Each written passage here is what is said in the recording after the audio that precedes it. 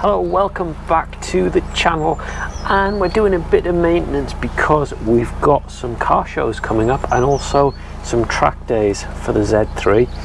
So we want to get it all nice and ready and prepared for that. We've got a few things to do. Got an oil change, oil filter, fuel filter, and we've got a few upgrades to do as well. It's just sat in the background there ticking away just to warm up before I drain the oil and change the oil on it.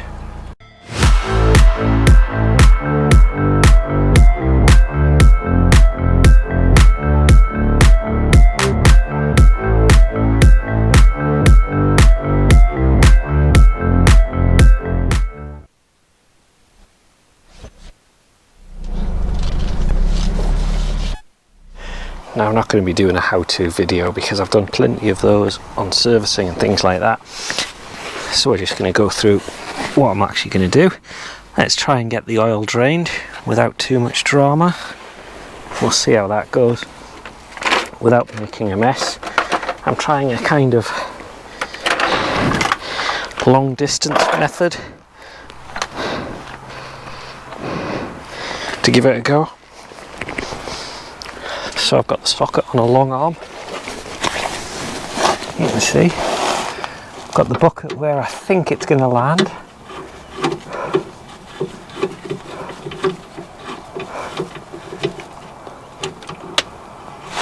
And I've missed completely. No matter how many times I do this, I never manage to hit the oil. It always manages to go absolutely everywhere and make a mess on the drive. So once again, I'm going to have to clean up a huge mess on my driveway.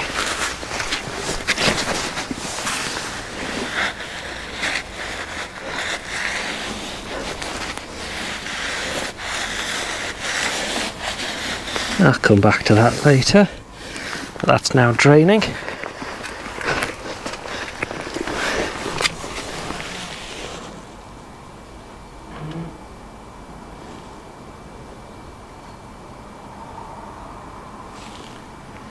I'll go up over the top, take the cap off the oil, which should make that flow a bit faster again, and then we'll take a look at that.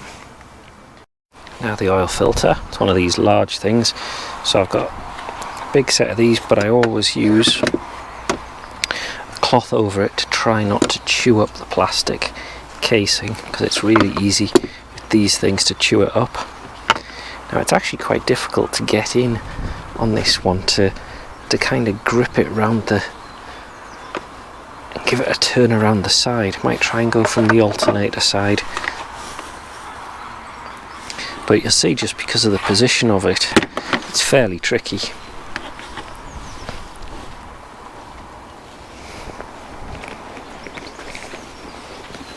Give it a go from this angle, and I know the cloth makes it harder because it makes it slippery, but again it kind of stops it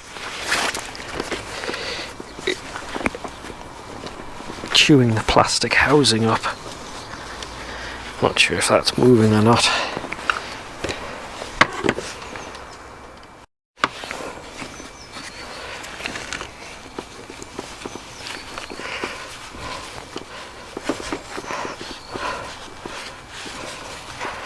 Like I say, there's not a lot of room to get in, and you only get about a quarter of a turn each time.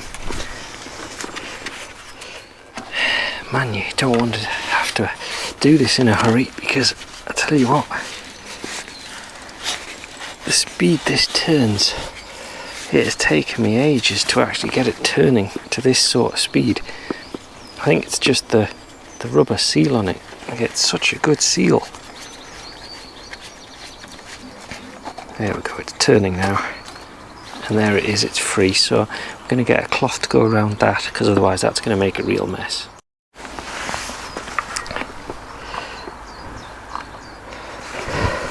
Oh, the casing's come out,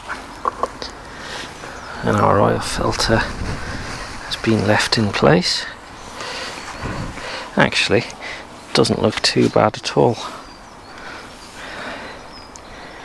Looks quite clean. Now I did replace this probably a couple of years ago and it doesn't do a lot of miles, but for a few pounds it's worth changing. Here's our replacement Ridex. We've got a new oil seal.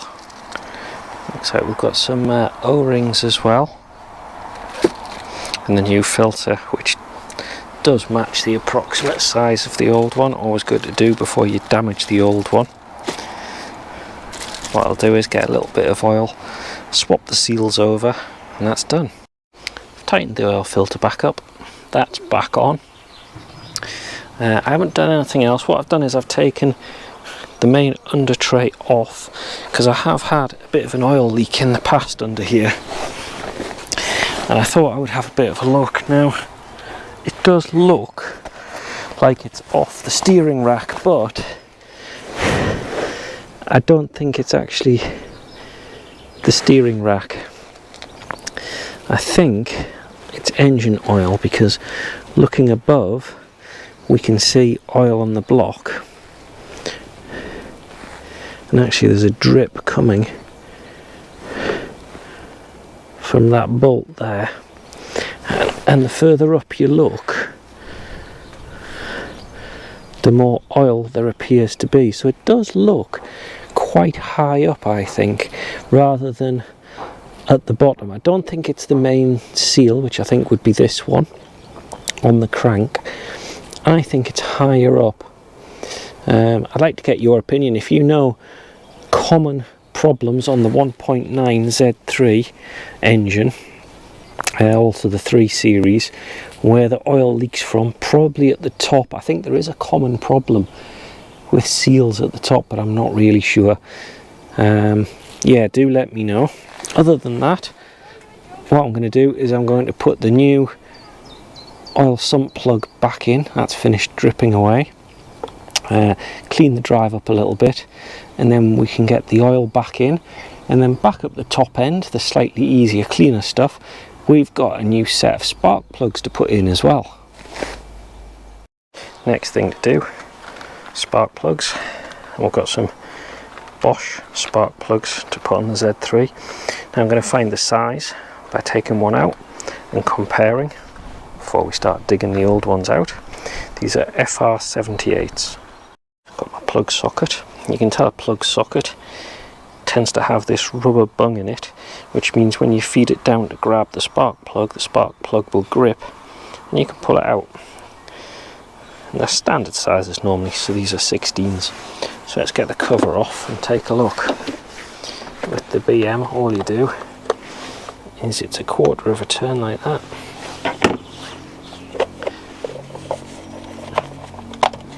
Take the cover off, and remember to keep these in the correct order. You can see they are actually numbered.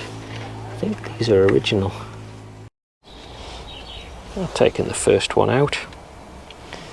Came out relatively easily, doesn't look too bad. The plug itself looks like a bit of rust mark there. Certainly wasn't sat in a pool of water or anything like that. And the plug doesn't look in terrible condition, but it's probably old based on that kind of brown staining. So it's just as well that we're replacing them. For the price of them, certainly easy enough to do. I'm gonna, like I say, I'm gonna do them one at a time rather than do them all at once and possibly get them mixed up. So I'll get the first one done. Now I've got quite a lot of stick for this in the past when it has come to torquing things up. Now looking at the manual here, spark plugs, 22 foot-pounds. 22 foot-pounds comes out approximately 29.8 Newton meters. Now often I've said nanometers, all sorts of weird things. It's Newton meters as usual. I kind of know what I'm looking at. As long as I get the numbers about right, then we're close enough. So let's get the spark plugs torqued up to our 29.83 or 30 Newton meters, and let's get the rest of them done. Let's give this a go.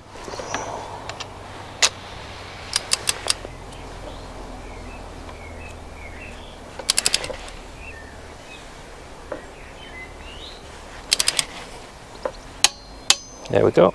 It's not hugely tight, so that's fairly straightforward. And that is plug number 1 done.